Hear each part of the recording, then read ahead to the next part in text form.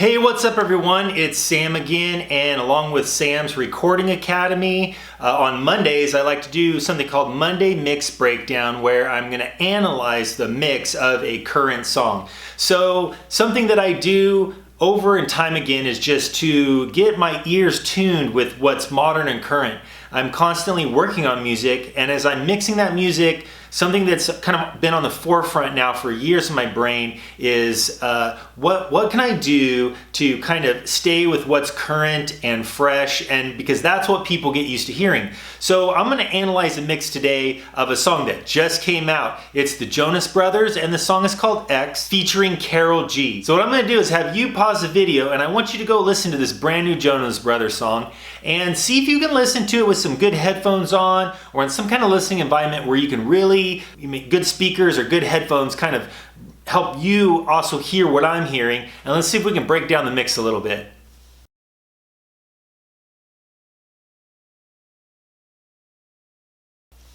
Okay, so let's break it down a little bit. First, let's look at the track. Let's look at the track production. This is very interesting because the style of the beat and some of the sounds that they're picking and the rhythm of it has kind of a Latin feel to it.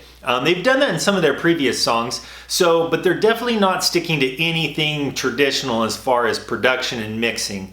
Everything sounds very current. They're using very tight percussion sounds. I would say the beat is kind of like what the whole thing is built upon. So it's very important as you're picking your kicks and snares, and then as you're EQing your kicks and snares as well, that's going to be the driving force in the beat. Yes, there's a bunch of cool synth stuff going on. I think I hear hints of little bits of horns here and there. Also, one thing that I wanted to bring up is that there is guitar. Jonas Brothers typically have some electric guitar going on in their songs, so I'm always curious to listen very carefully and see like how they're recording that. A couple of the lines in there are very cool. I would say very tightly mixed as well. I do hear a slapback type delay or slapback type reverb sound on the electric guitars, which I think adds a little bit of character and flavor to that part of the mix that keeps it interesting and your ears kind of gravitating towards that.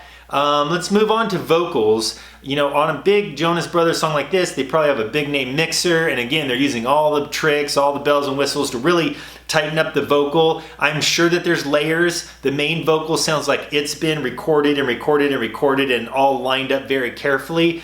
There's moments where the main vocal is singing the melody line, and then quickly, I think one of those doubles is breaking off into a third or fifth harmony, and they are very, very tightly pitch correcting those harmonies, almost to the point where sometimes it sounds like an effect, but I don't think it is. I don't think they're using a doubler or a harmonizer on there. I think that's actually just the vocal being sung a bunch of times, and then typically someone like myself, if I'm working on very tight pop vocals, I will melodyne them first and get them to sit as close as I can to the grid without sounding too robotic.